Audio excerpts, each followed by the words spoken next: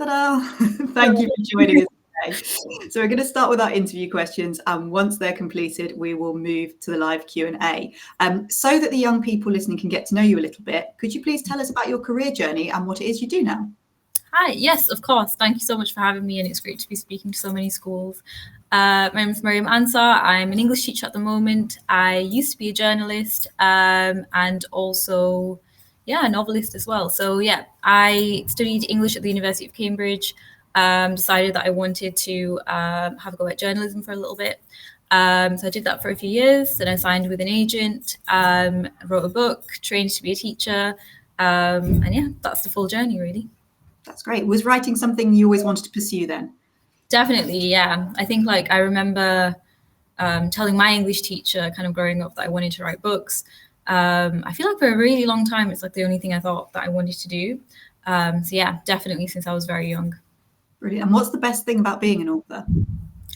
I think just, hearing people's responses, children's responses to things that you've written, getting nice messages. I think James Baldwin said that he read to feel a sense of connection to others. And it's nice to have those opportunities, give them to young people. That's great. I'd love to talk a little bit more about that book. So your debut novel, Good for Nothing, it's a coming of age novel exploring prejudice and the power of human connection and community. Why was that the story you wrote?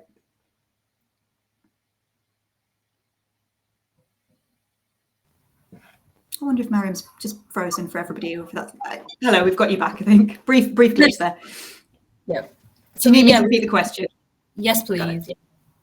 Okay, so we were just thinking about your debut novel, Good for Nothing. It's a coming-of-age novel set in exploring prejudice and the power of human connection and community. Why did you write this story? Yeah, well, I think that it's a book about my hometown in a lot of ways. So, being from Bradford, and I'm really protective over Bradford. I have a really strong kind of connection to my origins, my roots. And I felt like, a lot of misconceptions were said about Bradford just because it has a predominantly South Asian community, some issues with kind of income, funding, so socioeconomic kind of stratification, especially for people from the north. So I wrote Good for Nothing as kind of a love letter to deprived communities and to areas of the country that aren't always listened to. And so, it was almost like reclaiming this idea that, certain parts of the world or certain communities don't have any value, and saying, actually, no, we aren't good for nothing and we have a lot that we want to share. Did you draw at all on your work as a journalist for that? I think a lot of my work as a journalist was amplifying Muslim voices, Pakistani voices, Black voices. I think there are elements of that within the text. I think, the narrative with Zakia Bhatti, as a journalist, that kind of connection and thinking is this what, the role of a journalist should be, to comment on and kind of offer some responsibility for young people. That definitely was how I viewed it. So I think it does have a little bit of an influence. That's great. And I'm sure we've got young people on the call who've got interest in all sorts of writing. So questions about journalism, questions about being an author, please do post those in the Q&A. So as you've said, Good for Nothing is set in a fictional town in the north of England. The characters are dealing with grief, judgment, deprivation, racism. Why is it so important that we have stories like this published? Well, I think that, it is genuinely just really, really important to have a focus on stories that feel real. I think what I worry about with the publishing industry and with movies and books and things like that in general is as much as we have more representation and more stories about people of color, I don't always relate to to the people of color that I see on TV and things, or in narratives and things like that. So the language that a lot of my characters use, especially Amir, when he says yara and kasme and all of this, that's not anything that I feel is celebrated. And a lot of the ideas of South Asian aunties going for walks in the park, etc. Even Jafari, who cuts hair in clean cuts with his bad back, I really think about not just representation as a basic thing, but actually looking into it and thinking which people are being represented and how. It was important to not just give a basic view of people as just their race. or as just their religion. Like the whole point was that Kemi, Iman, and Amir at times can feel unlikable. Like at times say stuff that were like, I don't know if I agreed with it, what they did there. And it was like just more like multifaceted, like 3-dimensional versions of people. Great. And with that in mind, how can our keen writers on the call ensure that their character development is authentic? Like I said, don't be afraid to make them unlikable at times. Don't be afraid to make them feel, real. And I think like I feel quite lucky that, I have met and experienced so many kind of young people's personalities, the way that they are in kind of my career as a teacher as well. And I used to always think like, would so-and-so like this person? Would they not like this person? Would they find them funny?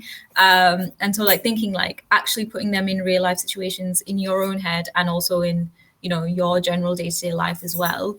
And the weird thing is like you write stilted characters when you just think of them as a character. There eventually is a point when you've put in so much of them that they start feeling like real people, and then those characters will do actions almost separate to you. Like they start becoming much more realistic.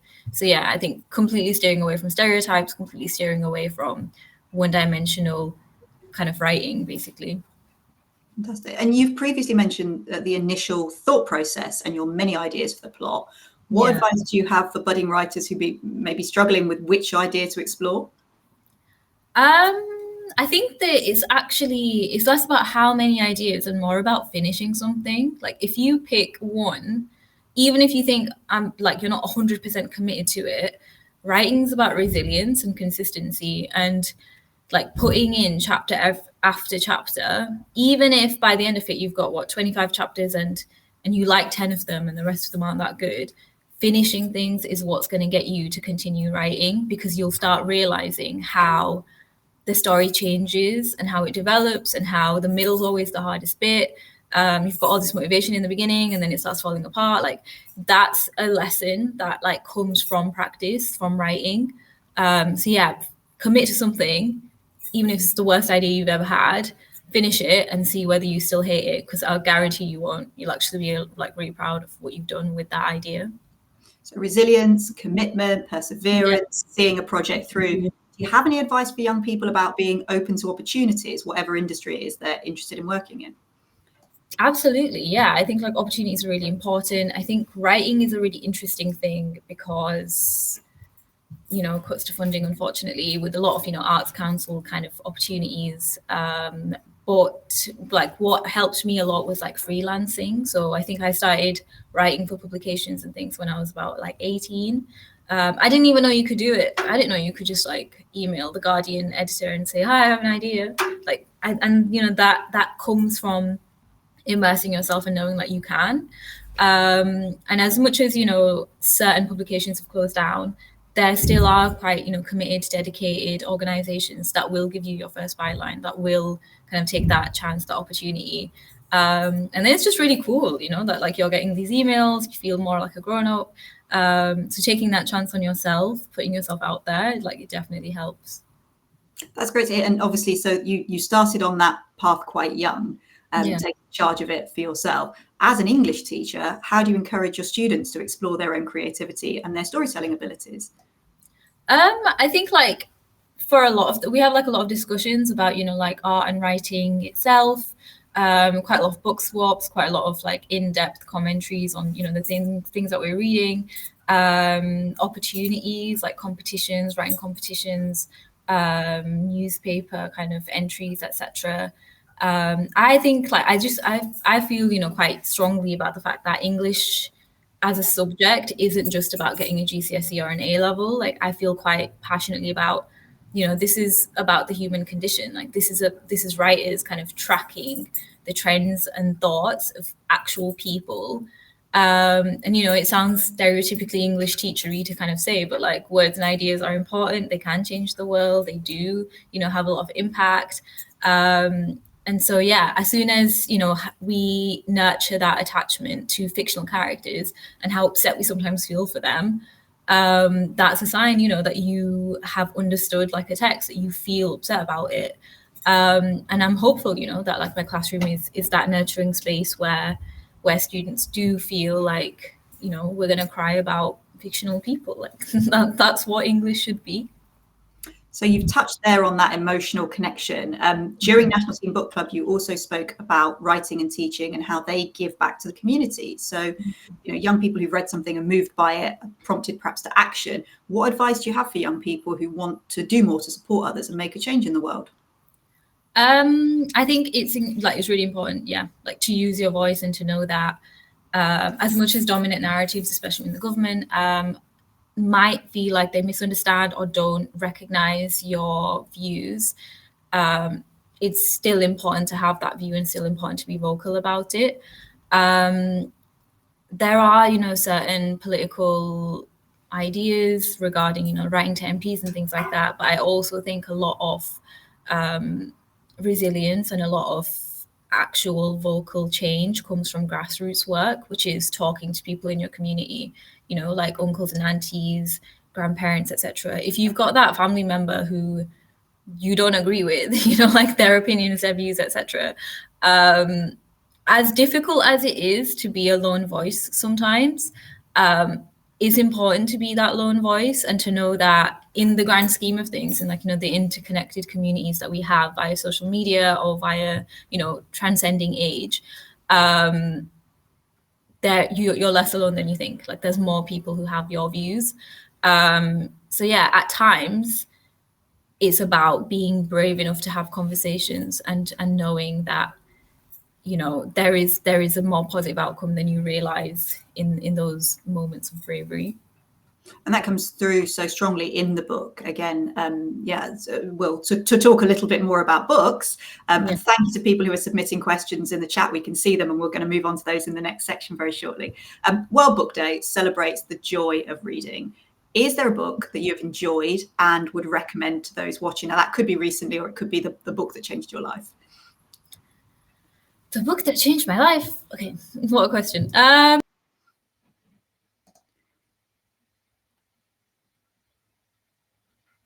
I think Mariam's just paused again for me, so hopefully we'll pop back in a second. I'll potentially repeat the question.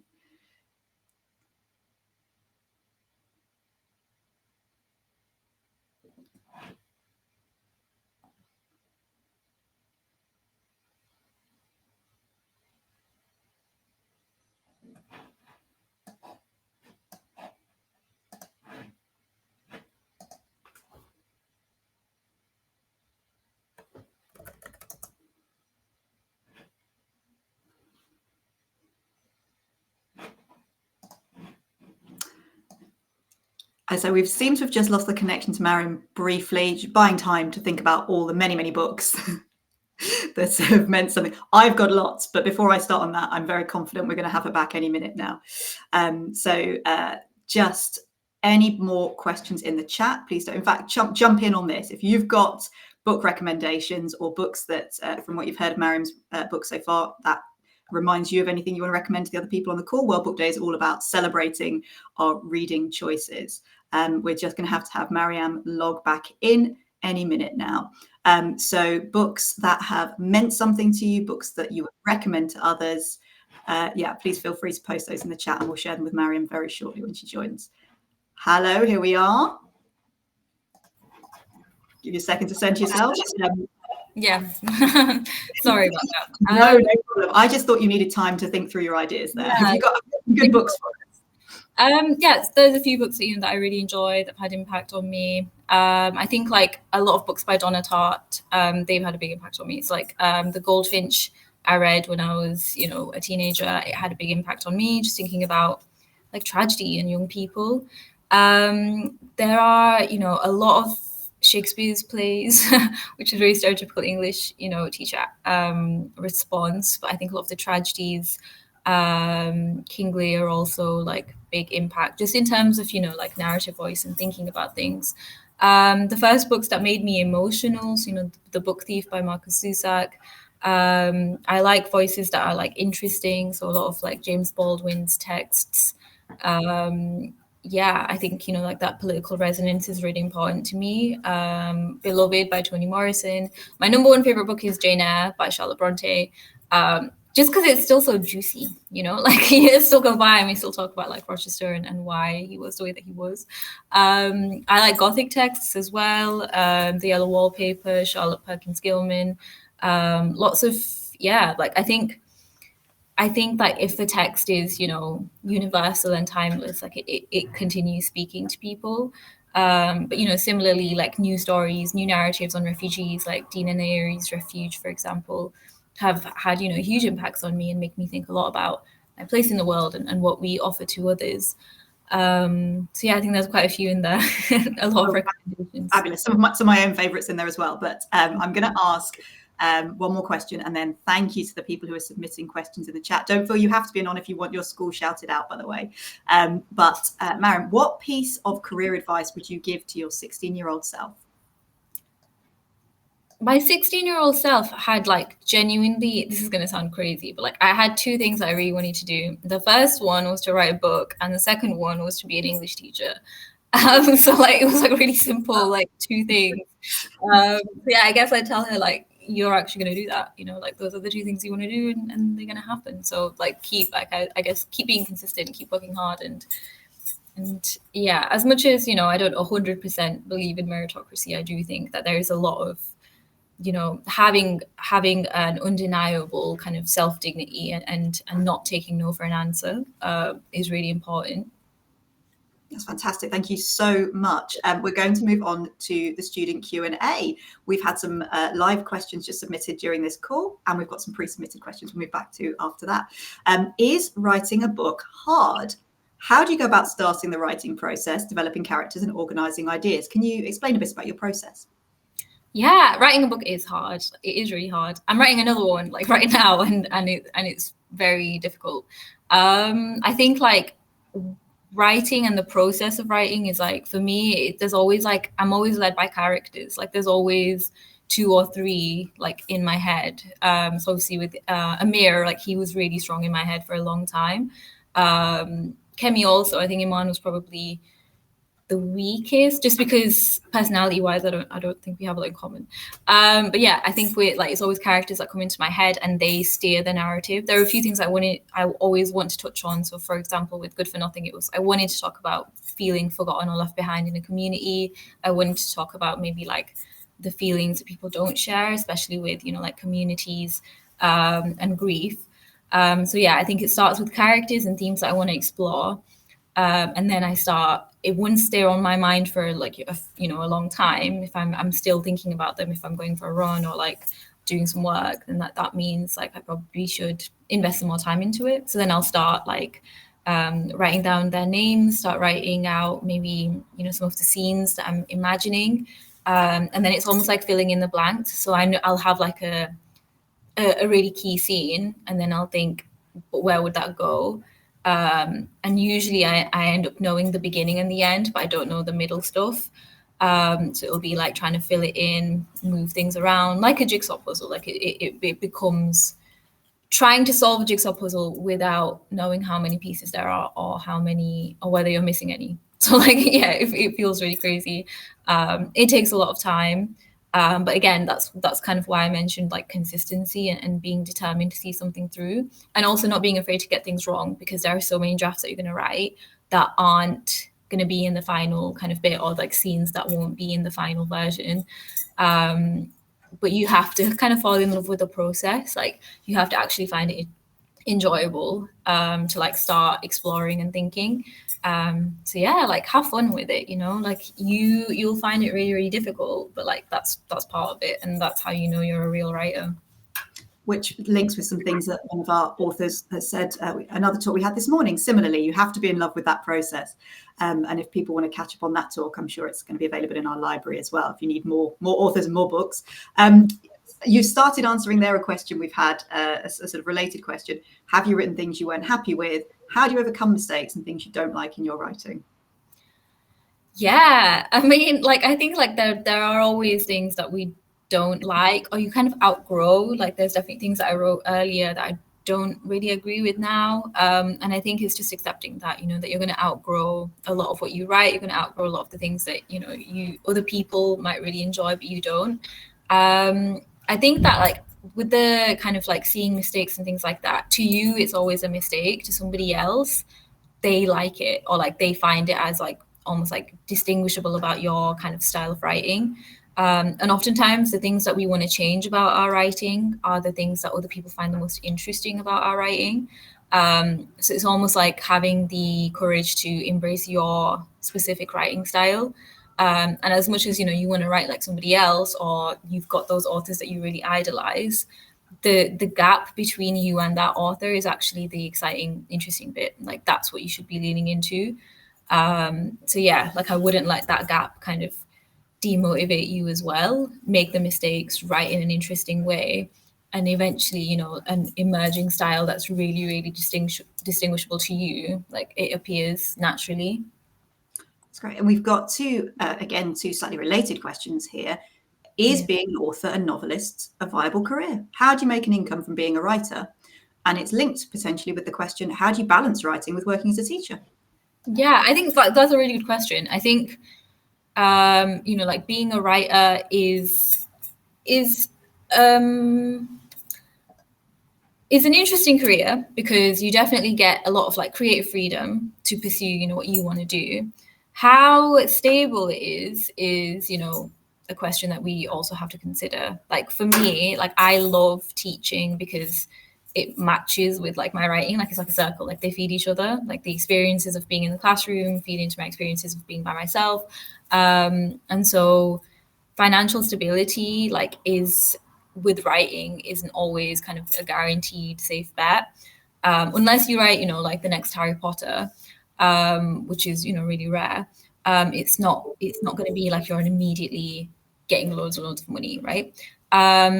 So like I think for me, like the idea of taking any privilege that I have or any opportunities that have been afforded to me and sharing them through my career of teaching, and then taking any other experiences I have with my teaching and putting them into my writing, it almost like works together. It becomes its own system. So I think for young people who are like interested in writing, definitely go all out. Definitely think about, careers that use writing, like journalism, for example, or a copywriter.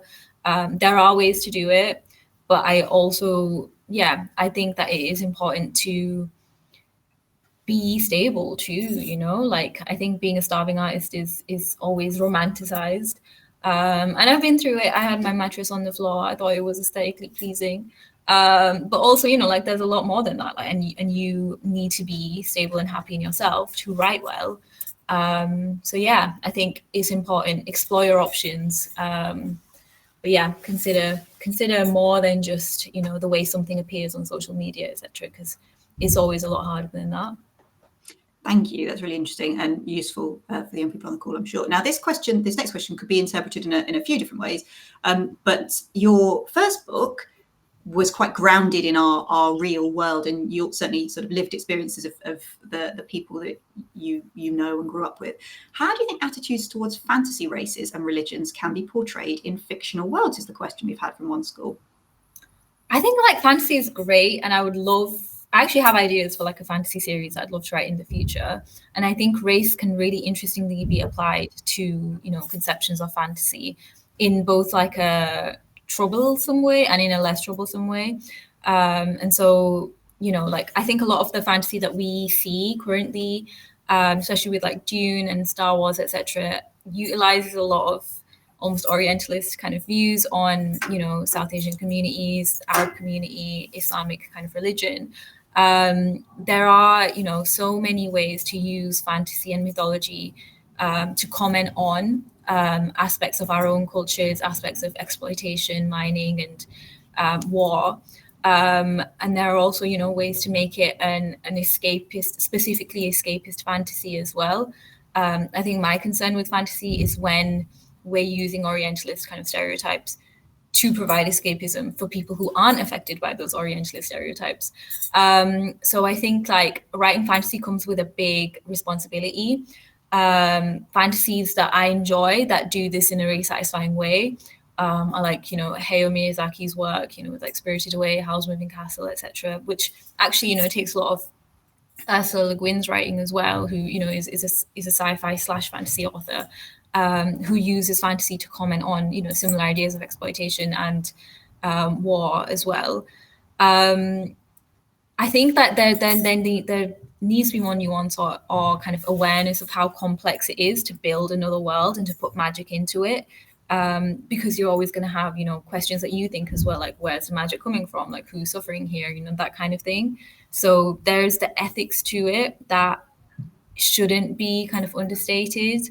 You can also have so much fun with fantasy, like the idea of like magic and like birds that turn into men, like those kind of concepts in Russian mythology that I really like reading as well.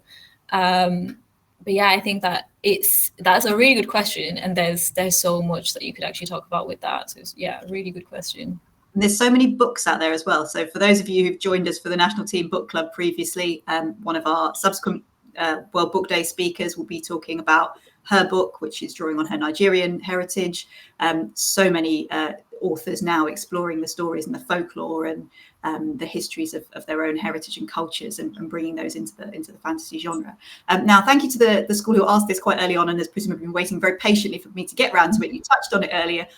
Are you planning on writing any other books? Yeah, I am. So yes, I am writing a new book. It's about 10 chapters in, so I think like quite a lot still to go. And yeah, I would love to write fantasy in the future as well. So yeah, I think a few ideas in the pipeline. Quite hard to, I think one of the previous questions I just forgot to answer was like, how do you balance the time? I think that's probably the difficult thing with like wanting to write something, wanting to be like sucked into that world and do it justice, and also knowing that I have obligations like with teaching and responsibilities and commitments, things like that. So it does end up being like writing on the weekends or writing in the holidays, and yeah, like splitting the time like that. We'll see how long it takes, because yeah, it does take a really long time to craft something that you're proud of. Can you tell us anything about it, or are you one of the sort of writers who prefers not to whilst you're in the process? I think, well, it's about our world. So it is, like a realistic kind of narrative. It's about a family who are South Asian Pakistani, but it's also about the past. It's about somebody that comes to stay in their house who says that he's part of their family, but whether we know that or not, I'm not really sure. You've got some strong characters in there. You've got some ideas to do with like speech and stammer, and also with kind of privilege. First generation immigration, second generation immigration, belonging, kind of split between like the 90s and the 2000s. So yeah, a bunch of stuff going on there. That sounds great, fascinating, and almost a sort of immediately an Inspector Calls type stranger in the house. Yeah, exactly. Like, yeah. So we have some pre-submitted questions as well, and I love this one from Parkside Studio College. This is such a university provocative big picture question. What is the relevance of reading? What a good question. Yeah, so I think like reading is, it sounds like overly simplistic or something you've maybe heard before, but like reading is how we teach empathy. Like I think like so much of our understanding of the world comes from being exposed to ideas and characters and situations that just aren't real and yet are provocative and challenging. So like we talk obviously an Inspector Calls, I think a lot of you will be studying, or even of Mice and Men, and like the extreme responses that we have to so many of the situations and the characters within these texts, knowing that none of them are real, knowing that like Shakespeare as well, like was Macbeth corrupted by ambition or not? Like what were the witches? Did he innately have that kind of ambition within himself anyway? What you're doing there is thought experiments, and thought experiments that are brought to life by authors that have spent, a very long time thinking about their craft. And so as much as, we have other forms of media now, like TikTok and like just watching TV, watching Netflix, etc., the challenge that comes with reading is something that is very personal, because it's happening within your head and it's your imagination and your take on those kind of characters. And so much of kind of the enjoyment of reading is, I'm sure so many of you do that thing of like, you close the book and you turn to your friend and you're like, I can't believe that just happened. And like, what are you talking about?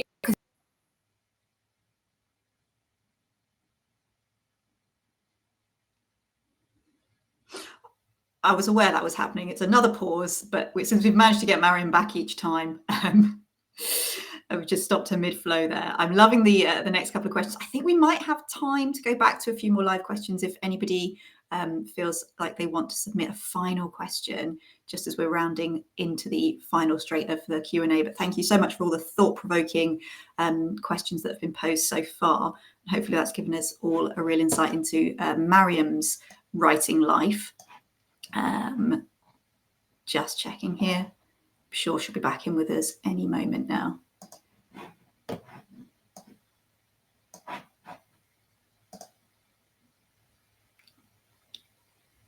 So yes, we have one more World Book Day talk scheduled today, and I'll just take this opportunity to explain the National Teen Book Club, which you can also find information about on our website.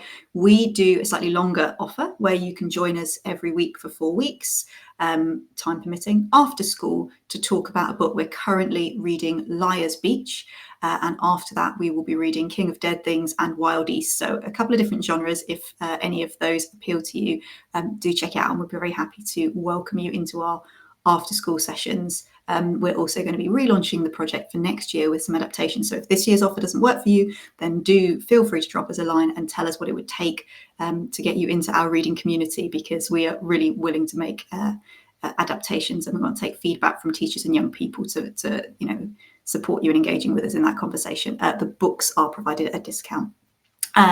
So hopefully Mariam is going to be able to join us again very shortly. I suspect internet in the school is not quite holding up. But yes, so any further questions, any further thoughts, any book recommendations, anything you would like to see in Mariam's work? If any of you have been motivated to Google it afterwards, if you haven't read it already, then it'd be lovely to hear what you think. And as I say, any other sort of things you'll be doing in school to celebrate World Book Day. Remember, the emphasis is on reading for pleasure, just reading what you enjoy, making a habit of reading, which will be the question we'll be posing to Mariam when she's back in. Thank you to Parkside Studio College. I hope she answered as much of your question there as well. I hope you got some answer to your question. But your next question was, how can we make reading habitual? And I think you might be the experts on that, frankly. How can young people fit it into their daily lives with all the pressures of work and school and social life, which is equally legitimate? What works for you to make reading a habit? What encourages you to pick up a book? I, as a book club runner, would love to hear those thoughts in the chat as well. So feel free to post them. If they're not strictly questions, that's absolutely fine. We'll still enjoy reading them.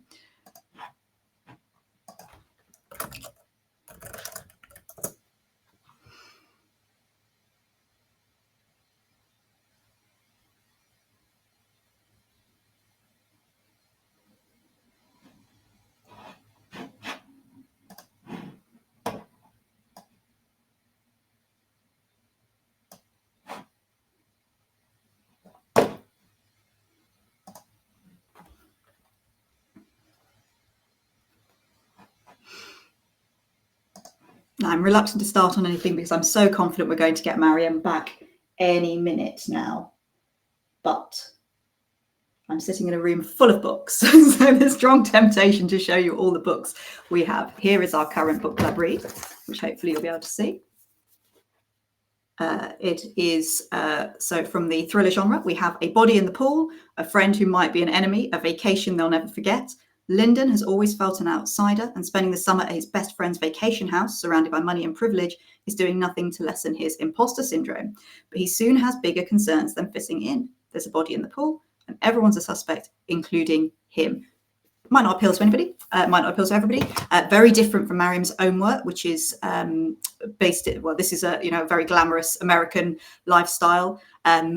It's not the world that Mariam's writing about at all, but that is one of the joys of the sheer range of books that we have available to us now. We're going to have a logging back in any minute now. Back. There we go. I'm sorry, I've switched to my phone, and let's just. I thought that was going to be what happened. So you were in the middle of saying some really interesting and important stuff about the relevance of reading. And I might just sort of loop that in actually before I come back to Parkside's second question with a question from Queen's School in Bushy, the benefits to young students of reading fiction. What are the benefits of reading fiction? Yeah, so I think like I was talking about like empathy and like thought experiments, basically, like the idea of taking a hypothetical and expanding it and starting to consider, you know, like the implications of, you know, fictional characters and what they're going through. And yeah, I think when we're talking about the benefits of reading, like the levels of being able to empathize with individuals that are different to you, being exposed to narratives that you wouldn't otherwise be kind of exposed to. I think what is unfortunately happening in kind of our current media landscape is being encouraged to only ever kind of read things that we agree with. But I think the challenging and provocative part of literature is also being exposed to characters and themes, ideas that we don't 100% agree with. And that kind of the capacity for moral corruption, which so many books kind of touch on. So yeah, I think as much as we build our tolerance, as much as we learn about empathy, being challenged, that's probably the biggest benefit to kind of reading and literature. And, you know, just seeing TV inside your head, because that's what your imagination is. And that's always, you know, amazing. Like, it's such an important kind of experience to go through. Thank you. And I'm going to say thank you to the school in the chat who's put a reading recommendation in, which is how we were filling the time while we waited for you to rejoin us. Recommendation Legendborn by Tracy Dion. Now, I don't know if you've read that, but I've seen it everywhere. So it is definitely one we were looking at for next year's book club. But yes, thank you. Really, really a good shout out for anybody who's not heard of that one. How, we've talked about the benefits. How can we make reading become habitual? Yeah, really good question. I think like when I was younger, like it was definitely something that I did like before I went to sleep. It was something like I used to read like so much that like my parents would like take books away from me, like that kind of thing. Like, so it was like at the dinner table or like in the mornings, like, and I think like in our current world, like the emphasis on technology and phones has kind of taken that away from us a little bit, but it's not necessarily, you know, like completely irretrievable. Giving yourself the space to read something instead of scrolling for like an hour, knowing that, you know, you're not going to really enjoy that scroll that much either, and actually just going into an exciting narrative, you know, like something that you're genuinely interested in reading, is really helpful. So I think it's like making that space and you know, at times training yourself away from like the dopamine release of technology, like actually going into it and thinking, I'm going to read this. And if, you know, you enjoy the idea, like stick with it, keep going with it. I imagine we're mostly on this call assuming that you were good at English at school and enjoyed it. Are we right about that? Or was there anything either in English or in any other subjects that you struggled with? Yeah, I enjoyed English, definitely. Like English was definitely like my favorite. I'm not good at maths like at all. So like that was never my strong point. Yeah, I think like in general, like it's always been like the almost essay based subjects. So like English, history, philosophy, yeah, the usual kind of texts. Science was okay. I liked the bits on like, you know, like space and stuff. So I always like worked really hard when it was about planets and things. But then you realize like how much maths you actually need to get anywhere near like space, and you're like, oh, like that. Then it just wasn't an option after that. Unsurprisingly, we find a lot of our authors are not massive, not fans of maths, but it wasn't a subject they felt the same affinity for at school. But we also noticed there's some more sci-fi books, thinking about fantasy, as we talked about earlier. We've had a great book from a maths teacher and lecturer, which uses his knowledge of both to create a time travel book that technically might work. Just yeah. So, all those perspectives still in there. I think we would just be really lovely to hear a little bit more. We're coming to the end, and I think we've got no further questions. So just it'd be interesting to hear a little bit more about your journalistic background as well. We didn't go into that with much detail. Yeah, so I think like it was something I was interested in. Kind of like long form narrative journalism was kind of the focus for me. So I worked at BuzzFeed for a little bit, and then I freelanced. So I was part of kind of lots of different publications writing for them. So it was like Dazed and Vice, Rookie Magazine with Tabby Gevinson in America. And then I did a lot of like music journalism as well. So I worked with NME for a few things. But yeah, I think so much of what I was writing was genuinely about like amplifying diverse voices, and to an extent, there are some limitations with writing. Like there are certain things that you need other things for as well, which is why, like, I think going into teaching worked. And you know, it was something I wanted to do since I was young, but I just hadn't pursued yet. So yeah, it worked in that way.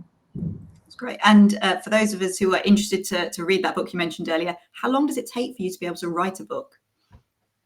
Years and years, like years of your life. Yeah. So I think like I had like the idea for Good for Nothing when I was in sort of like the first year of uni. Then it took so long to kind of get it to like a publishable standard or like something that could be seen by, you know, industry professionals, because like there were so many things I wanted to try in a way. Like there were versions of this draft where, you know, like the characters that are like our three main characters weren't the main characters. There were other characters in there instead. So many of the background kind of secondary characters had so much more kind of going on. So it was almost like learning to write again as well, like what to strip back, what to focus on, what did I actually want to say, how do I like perfect my image of this story. So yeah, it took like more than 5 years, I think, like to get it to where it was, and the version that everybody's reading right now. Oh, so that's where the perseverance you mentioned at the beginning comes in. So we're so close to the end of the call now. We've got about maybe just under 2 minutes left. Any final thoughts and feelings with our viewers before we end the session? Just that, you know, it's always really lovely to be invited to come and speak, especially to you guys. And, you know, I'm so grateful for people picking up the book, for having, you know, passionate kind of opinions or ideas about it. Like that's what writers write for. So it does always mean a lot. And I have such faith in kind of the younger generation and what you guys can do next. So if there is also, you know, anything you didn't like about the book, like I would love for you to write. And then I can read it and tell you what I liked or didn't like about it as well. You know, like I think it's so important that you guys know that you have so much potential to do so much. And yeah, I'm excited. I'm excited to see kind of what you guys do as the next generation. Oh, that's a great inspiring call to action there for the end. Thank you so much, Mariam, for taking the time to speak to our students and fighting through the internet issues. Unfortunately, everybody, that's all we have time for today. So a huge thank you to everyone who tuned in and joined us.